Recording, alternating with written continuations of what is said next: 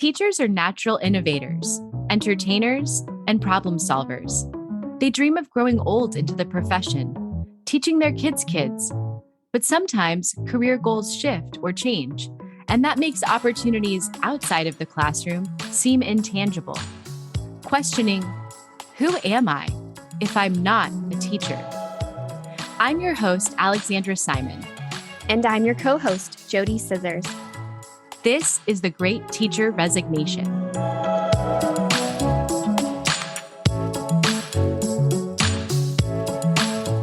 Ali, I'm thinking about a career change. But what about summers off? That is one of the first questions that I remember getting from teachers and friends when I told them I wasn't going back to teaching. What about summers off?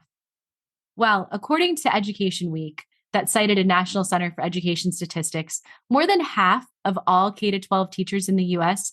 earn income from sources other than their base teaching salary, and teachers tend to dedicate more hours to that second job or side hustle over the summer. So today we're going to debunk this idea of summers off. So we definitely know that summers off is a big myth, and we can say that because we've lived it. I would love to talk to someone who actually takes the whole summer off, but I definitely think it's a myth. It's something that people perceive as a free-for-all all summer. You have no responsibilities, but it's completely false. When you're a teacher, you are on a 10-month salary. So 10 months of salary over 12 months means that each month you are making less. So that means that teachers aren't technically paid. And a lot of people supplement their pay during that summertime. Another thing that happens in summer is professional development. We don't have time during the school year to really go to conferences or attend the PD that is required by the state or district to keep your certification. So all of those workshops happen during the summer. And most of them are paid out of pocket. Did you ever have to pay for any out of pocket? Yes. I remember when I wanted to teach AP Spanish, and every school I would go to, because we moved a lot, was like, well, are you certified?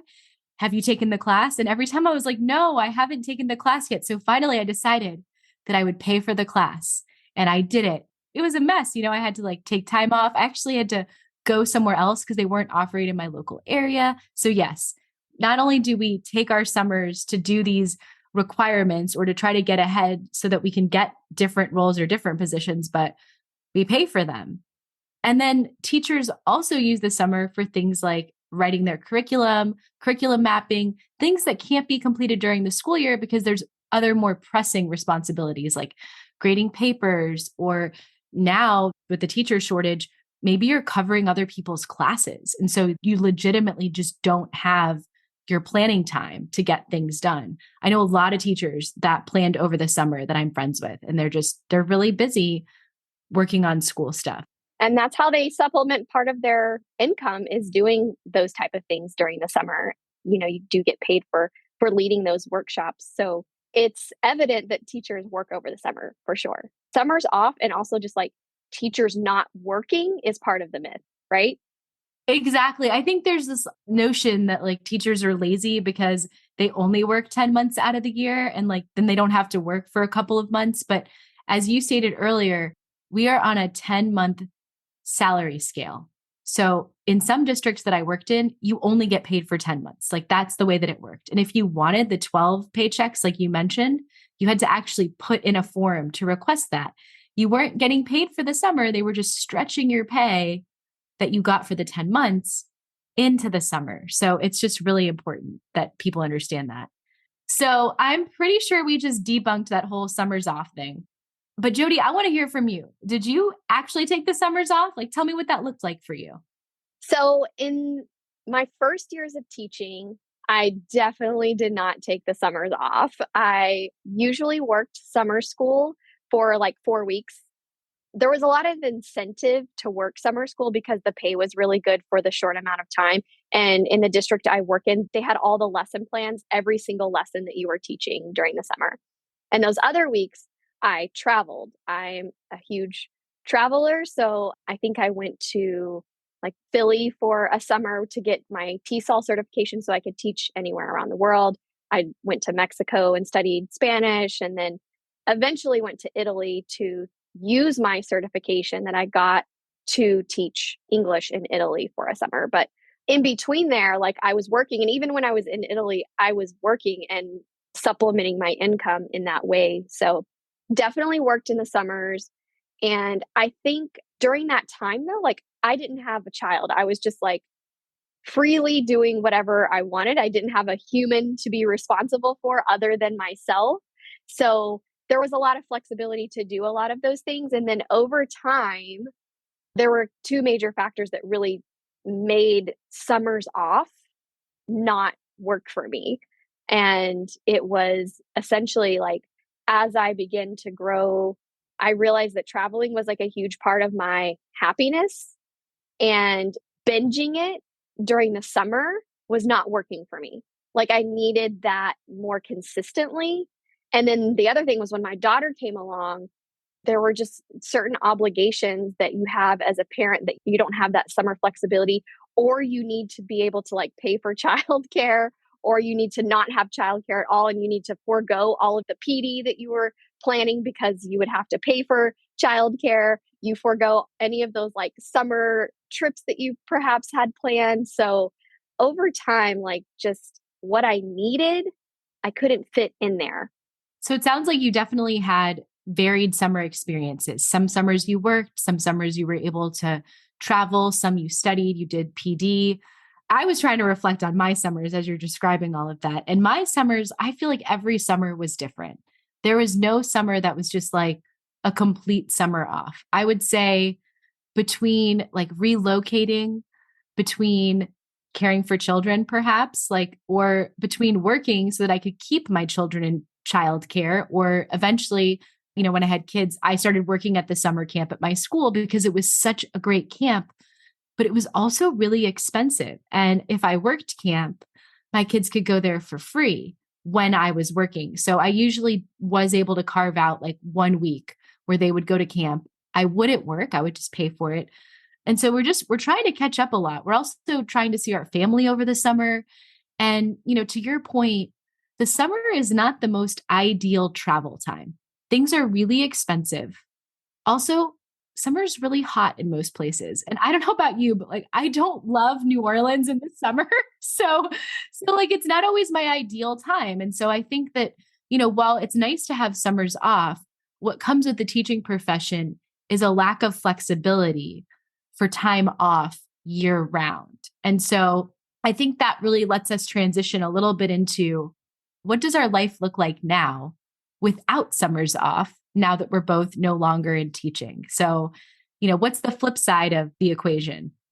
Well, I can say that my life right now is much more flexible. I mean, Ali, you and I are talking right now on this Zoom, and I'm in Orlando.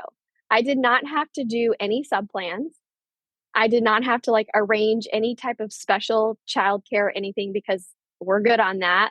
Like I was just able to like get on a plane and go without having immense amount of planning to do. So just flexibility in general is really great. And I'll speak on my behalf because I do consulting and it allows me that flexibility. And so before, like you were saying, like we're kind of like binging everything in the summer and even planning during the summer. There wasn't a summer where I wasn't planning.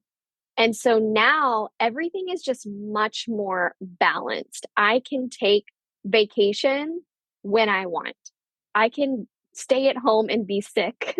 Like I work from home. So I have much more balance. And I feel like my life is a little bit more sustainable because I can stretch it across 12 months rather than 2 months. Does that make sense? No, I think it makes a lot of sense that you're able to make these plans not all at one time, right? And the binging, I mean, we all know that like binging anything is not healthy. I've been conditioned to have summers off since childhood. So, like, you go through primary, secondary school, and then you go to college. My whole life was based on a summers off. And then I chose a career that had summers off. So, all the way up until 36, I had the same like calendar year. So I was conditioned to think this is the only way to live, and then totally debunked that after making the transition. And a lot of people ask me, like, what about your summers off? And I was just like, I'm a busy person. I like to be busy and to still like have things to do. Like I was never having my summers off.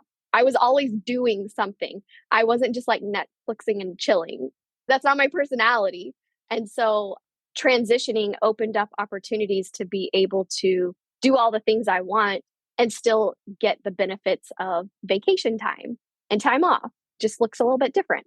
Well, and I would say the majority of workers do not have summers off. So teaching is special in that you get summers off. But from what we both know and from what the research says, teachers are not really off in the summer, right? They're either busy working because they're trying to add to their salary, which is not enough to, be able to provide for the things that they need, or they're doing PD, or they're going to conferences, or they're planning. They're just not really off in the sense that what you think of. So there's that. But I do want to kind of be like the devil's advocate here in terms of summers off. So there are some legitimate concerns with no longer having summers off, particularly if, you're a parent. So if you have kids, you do have to look into childcare and summer camp options during the summer. And these can come at a pretty hefty additional cost depending on where you live. So definitely thinking about if you're going to take a job that's year round, and that's something that I did, can I cover the costs of those things in the summer? And depending on where you live, summer can be 8 weeks, it can be 10 weeks, it can be 12 weeks. So just really keeping in mind that the job that you take, you should be able to cover those costs. So that's a really good part of your planning. I'm glad you brought that up because in the summer, there were summers where my daughter would not go to camps, especially when she was much younger. We might choose like 2 or 3 camps, but now she loves camp and that's where she wants to be. She wants to be with her friends, and there's a cost to that. I live in the city, so it's not that affordable to do that, but ensuring that I have the income to cover those costs is also part of the planning process. Like if you're going to take the summers off, you have to be able to plan to supplement for childcare or camps. Absolutely. And I mean, I think one of the blessings for me about having the job that I have now is that I'm actually able to afford more of the camps that are specialized for my kids. Whereas before, like I felt a little guilty about sending my kids to camp if I was off in the summer as a teacher. I was like, oh, well, I should just be with them. They should just go to camp for 1 week or 2 weeks because that's just a waste. And really, I needed that time. I needed that time to like recoup from the teaching school year. But now, I mean, I do have to plan in advance. And like summer camp is pretty serious. Like I think I'm signing up for a camp in like 3 days. That's not going to happen for a really long time. But, it's a balance. You just try to make the best of the situation that you're in. And we're all in different seasons. And so make the best of the season that you're in when it comes to these decisions.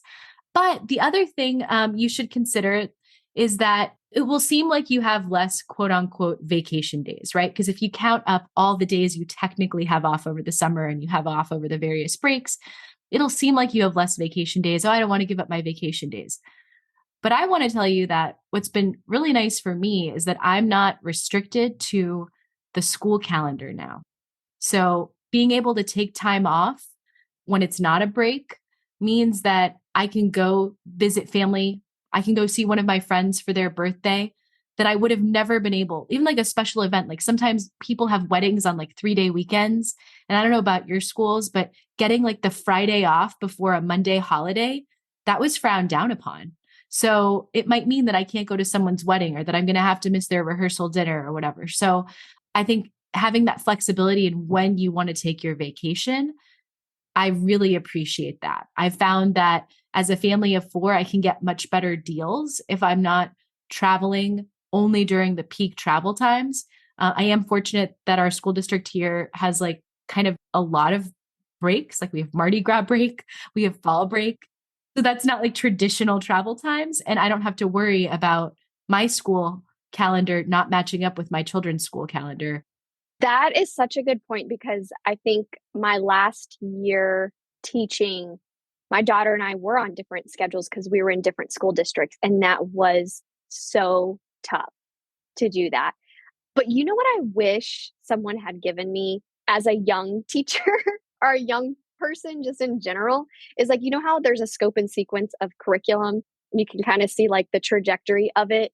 I wish someone had showed me like a scope and sequence of life between like 20 and 50 of costs that you accumulate as you become a parent, because it impacts how much you desire in your salary and how you can offset those costs. So, like going to camps, like I would have never imagined as a young person sending my child to camp every week in the summer and having to pay for that. Like that was never like in my brain to do that. Or even the thought that like you can possibly one day take summers off. You don't have to teach every summer to supplement your income. Like, I wish there was some sort of like life scope and sequence that could help people understand that as you grow, what costs you could possibly accumulate and how that helps your decisions. Yeah, I think it's just kind of a lessons learned situation. Like we learn these lessons probably a little bit later than we want to. And I think, one of the benefits of being outside of teaching for me has been looking for roles that fit within the parameters of what I want as a parent, like how I want to spend time with my children. And so I could have perhaps looked for positions that, might not have required full-time employment. That was actually my first job outside of teaching, was I looked for a part-time role where I could actually work my hours when my kids were exactly in school. And so I had the flexibility like to drop them off and then to pick them up. I could have looked for a role that, might have had extra time off. You can think about those things, but you also shouldn't forget about the big thing of the summers off. And that as you're making a transition, just to have a plan, because that will help you so much in making that transition, I think, really smoother.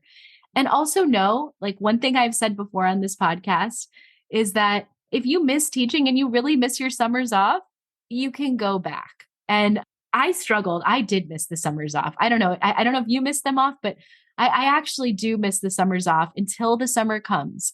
Like I'm really stressed out about the summer, and then the summer comes and it's just not as fun as I remember. So I just really try to embrace my weekends. I try to embrace, time off here and there as I can over the summer and make the most out of the summers in a much different way. I don't miss the summers because I feel like I still have a summer. Like, I feel like I'm not missing out on anything because summer to me still feels like summer. You're like sun kissed, and there's just certain summer activities, and there are certain things that we do every single summer. So I still get that feeling of summer, but for some reason, it's just a little bit more balanced. And I don't think it's the feeling of summer has ever gone away. And honestly, like anybody that takes the full summer off and can embrace all of that, like amazing. But if that is something you think you will totally miss, then you're right. You can always go back or work at like a community college or a university or in some way, try to figure out a way to do that. I think that was really great advice. I was trying to actually think when I was telling you to look for roles that would fit within maybe having extra time off, that yes, community colleges are a great place, universities. The work that I do now, I work with some community colleges. And I remember sending an email towards mid-end of December, and the person wrote me back and said, today's our last day. We're not going to be open again until the new year. And so there are places that you can go as a former teacher that can still give you that flexibility, and also just talk to your employers. Like there's different cultures and work environment and time off. I know some offices that actually just they close the week between, for example, Christmas and New Year's. Like nobody's in the office. Yeah, I was going to say the same thing. What about winter break? Between Christmas and the new year, there's not a lot of tough work being handled in between those weeks with any of the organizations that I work with. I still have to work because I'm a contractor, but it's more balanced. I don't feel so restricted or there are a lot of demands put on me during that time. Not at all. Everybody wants to be respectful of everybody's holiday time and their time off. And so I think that's one thing that I didn't know before was even the winter break, it's still flexible. Even though I'm still working during that time, I'm not working every single day and I'm working lightly, and it doesn't feel like I'm missing out on something.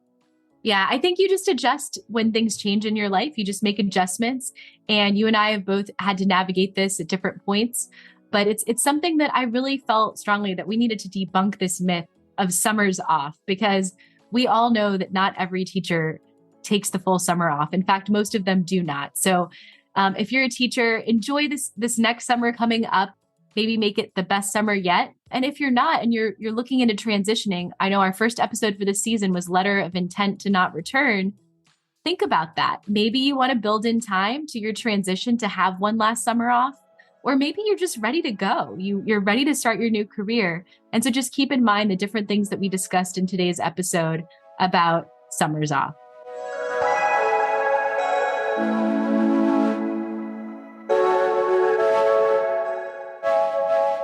If you liked The Great Teacher Resignation, give us a 5-star rating and follow us on Instagram, Facebook, Apple Podcasts, Spotify, Google Podcasts, Amazon Music, and Audible. Today's episode was written and recorded by me, Alexandra Simon, and my co-host, JoDee Scissors. Executive produced by Teacher Brain.